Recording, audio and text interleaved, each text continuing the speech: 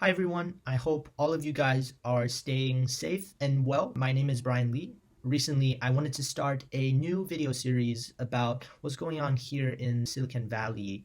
The show is going to be called Silicon Valley in Quarantine, which will kind of be a sub-series of the show that I already host, which is the Silicon Valley Tech Talk Lounge. And the point of this show is that I kind of want to share with you guys what is going on during this crazy time over here in the Bay Area. Not just looking at some articles and doing some research and sharing with you guys my opinions on these things, but also actually going out and visiting some of these companies around where I live and sharing with you guys some video footages of what is going on. So over the weekend, I visited Google headquarters to get an idea of what everyone's doing and whether or not there's still people working there. And since recently, I've read a few articles saying that big companies around the Bay Area like Facebook, Google, and Apple are requiring their employees to stay at home until the end of 2020. Google's CEO Sundar Pichai actually said this on May 8th, that Google will not completely reopen until 2021, although they are going to be starting to open offices in June with around 10 to 15%. So I guess what they're trying to do with this is to limit the amount of people in a specific area so that it's much harder to spread the virus even if someone has it. It's definitely interesting to see how this will all work out. And from what I see right now, Google headquarters is completely empty, and you could see that through my video footage. Facebook also is telling their employees that offices will be closed until at least the end of May. And even though they will be opening some of them, they're only opening a very small portion in June. So I'm curious to check out how it turns out in the future and hopefully get to visit the Facebook headquarters sometime in the near future. Facebook is saying that they will be canceling their events, which I guess would be probably similar to some other large companies, especially the in-person events, until June of 2021. So for that, I'm thinking of potentially canceling their F8 event, which is something that Facebook does every year, and probably moving it online. You also see Apple with their WWDC event that they host every year. I'm guessing that, and Apple's actually probably said this officially, that they're going to be moving that online. And they're also going to be moving their September event online. This is where they announce most of their hardware devices like the iPhones and Apple Watches.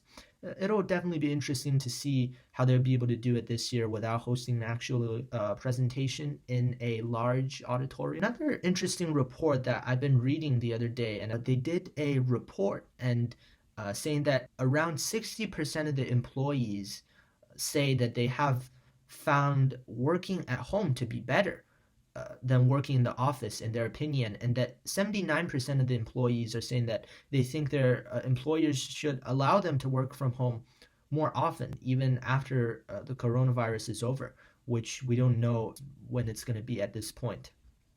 I also wanted to talk about the current status of Stanford because I live quite close to Stanford University, and my father and I go to Stanford for a walk almost every evening. Stanford is saying that the Stanford community has been working remotely, practicing social distancing, and now shelter in place. This is from 3 months ago.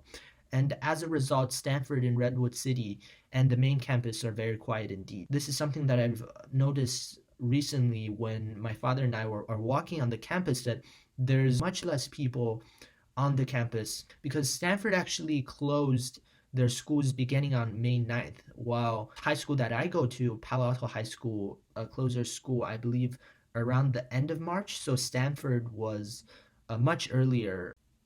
However, Stanford is not actually asking their graduate students to leave their on-campus housing. So Stanford enrolls around 7,000 undergraduate students and 8,000 graduate students. And they are asking their undergraduate students to leave their on-campus housing, but they are not asking their graduate students to leave their on-campus housing. I'm guessing that most of them are still going to choose to leave, but some of them are staying on campus. So what Stanford is saying is that, quote, graduate students and postdoctoral researchers can continue their research, including lab activities, unless they are sick, immunocompromised, or have other individual circumstances, which kind of explains why usually when I visit Stanford campus, it's not completely empty. There's still people that you see kind of look like graduate students and researchers still on the campus. I think that's certainly a good idea, especially with what's going on right now for universities like Stanford to close their campus. Because on one hand, you can't completely close the university. A lot of people are still going to stay on campus and because they need to complete their work. For universities especially, it is a bad idea to have so many people living in dorms that are so highly concentrated with people at the same time. If anyone had it, then the virus could have been easily spread to everybody else. So I think that's a good point for us to end today's video. Please subscribe if you want to see more videos. And otherwise, until then, I'll see you guys in the next video.